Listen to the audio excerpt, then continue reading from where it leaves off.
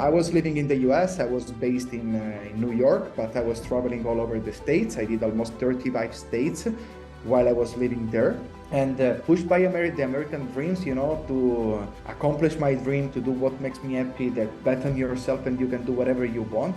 Crypto was always a big passion of mine. I started to invest in 2018 as a joke at the beginning, but then here like that, I could have quit the 6th, the 7th. I said, no, 31st of December, I don't want money to be paid while I'm on holiday. I'm good.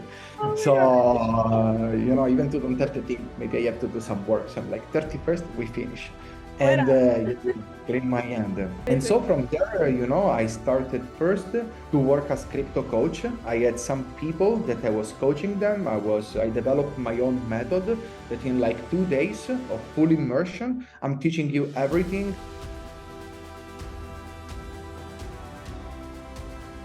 Hi everybody, today I have Bruno here with me, straight from Bali. You're my first guest from Bali, by the way, Bruno.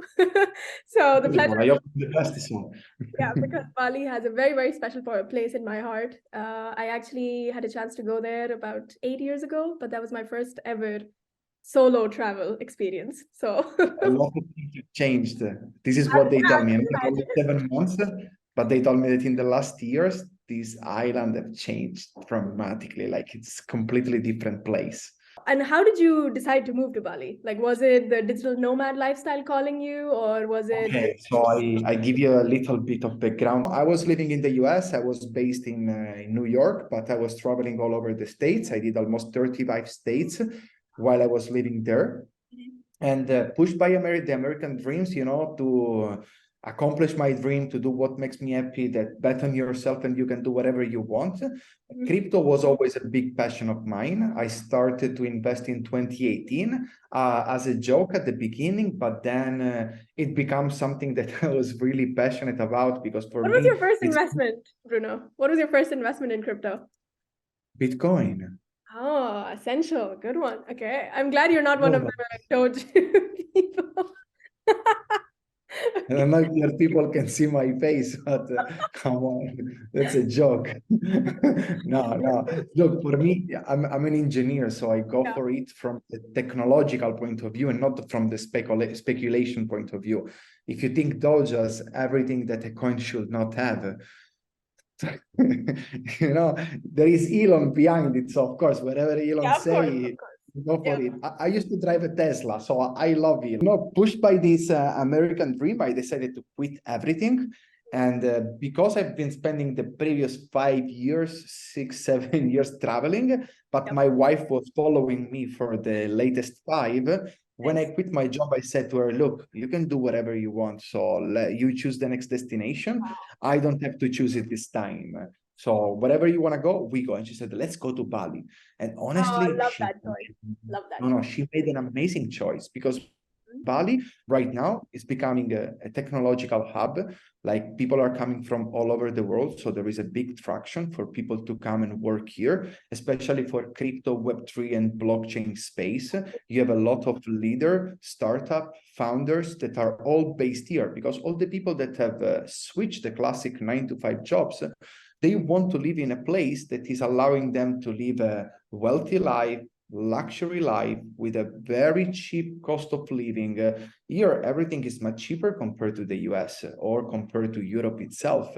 So this is giving you the possibility of spending not the same money that you will spend in US or Europe, let's say 1/3 of what you will spend there, and have a better life that you could have in any other place. So Bali has a very big attraction. Plus, if you think Indonesia have become, it will be like one of the strongest economy in the world. Like the estimation are that by the end of 2030, it's going to become the 4th largest economy in the world. At the moment, Indonesia is at the 17th position in the GDP value, and the GDP estimation rank, it's putting instead Indonesia in the 4th position. Sorry, in the 7th position. So here the economy is really strong compared to all the other countries in the world. So for me, this is how I arrived here in Bali. And I'm loving to live here because here I did a big escalation. If you think until December, I quit my job the 31st of December of last year. And I Good started timing, to though, right before New Year's, huh? New yeah, Year's. I did it on purpose, you know. I wanted to end the year like that. I could have quit the 6th, the 7th. I said, no, 31st of December. I don't want money to be paid while I'm on holiday. I'm good. Oh my So, God. you know, even to don't have to think, maybe I have to do some work. So I'm like, 31st, we finish. Why And not? clean my end. And Amazing. so from there, you know, I started first to work as crypto coach. I had some people that I was coaching them. I developed my own method that in like 2 days of full immersion, I'm teaching you everything, starting from what is crypto, blockchain, how to open a wallet, what is a decentralized wallet, what is a cold wallet, how to make transaction between different wallets, which network you have to use, because this is some of the most difficult part for, especially for a newbie, how to launch an NFT, how to develop a smart contract. But for this, then I send people to a proper developer to implement the right logic, IPFS, writing the smart contract, choosing the blockchain. And because I'm not a trader and I don't endorse any kind of daily trading, what I say to people is that I teach them how to engage with early stage project.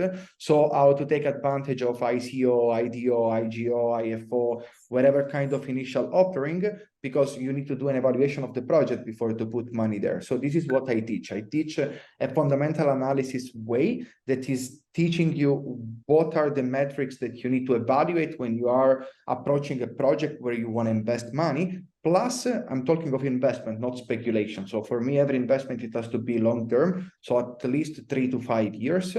I'm comparing my method similar to Warren Buffett. What I think is that, you know, if you buy an house, a real estate, okay, you don't call your real estate agent every day and saying, hey, the price went up, the price went down. Am I going to sell? Am I going to buy? No, you're not doing it. So why you should do the same with your investment in crypto? So we need to change the mindset of people that are approaching crypto thinking that they're going to become millionaire from night to day.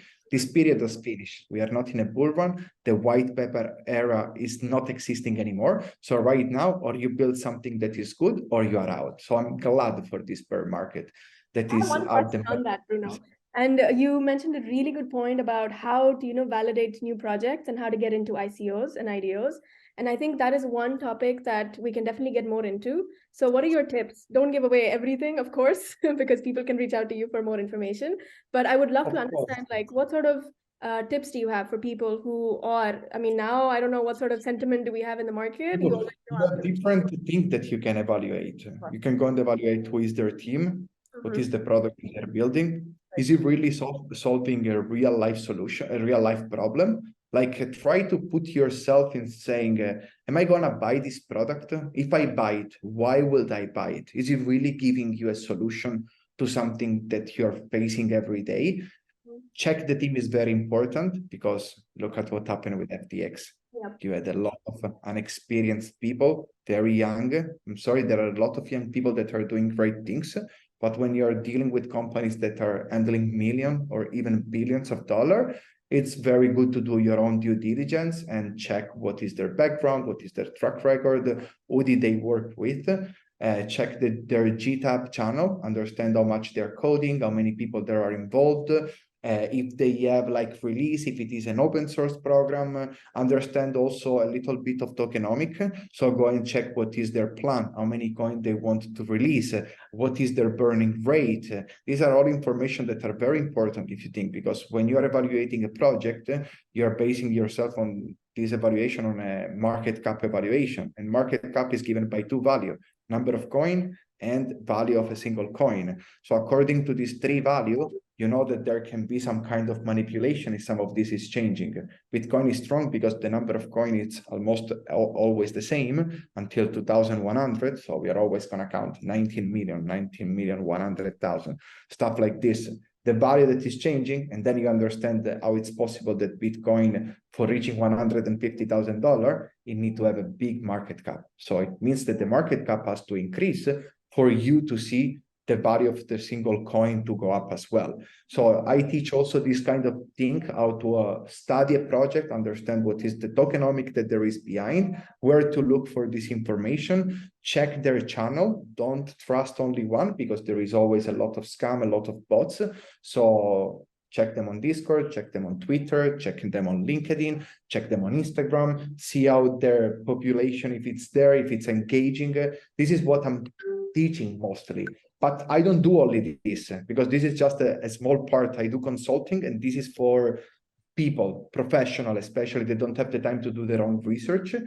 And I work also with companies, so I help them in integrating blockchain technology or NFT or possibilities of building a kind of 3D website that is going to resemble like a metaverse. And I help them implement this kind of tools according to their value, their community, and their product. I'm also a crypto event organizer. I organized here in Bali the Bali Crypto Week at the end of August. We had 1,200 people attending our events. Yeah, we did a big number. And probably we've been the biggest event in the whole island. And I'm also a public speaker. There are some friends of mine that make fun of me, where like every time there is a blockchain stage, I always see you up there. And it's like a lot of people reach out to me. I have another event coming up now on the 24th. Last week, I was invited at the Trade Expo Indonesia, that for the first time in history has gave 2 days dedicated to blockchain. I've been the MC on stage, but I'm participating and talking to a lot of events. I like to share my knowledge and make people passionate about this world, the same as I do. And are you getting into real estate as well right now? Yes, I'm actually building a co-working, co-living space here in Bali. That will have the goal of putting together Web3 and crypto enthusiasts that are here. And this app is not going to be only the classic real estate where you go all the time. And at the end, the only thing that you're sharing with others, if you think it's just internet, because you have very big problem in connecting with people unless you know somebody that is in the co-working space, or maybe you are so lucky to meet someone, you make also friendship, but then this person at the end will not have the mindset or the skills that you're looking for. And these are not study hall, like at university that you go there and you have to prepare for an exam. These are places where you are going to network, where you go to grow your idea, where you are looking for your next business partner, where you want to create the next disruptive invention, okay? And if all this is not done in the right way, how are you going to expect for people to interact?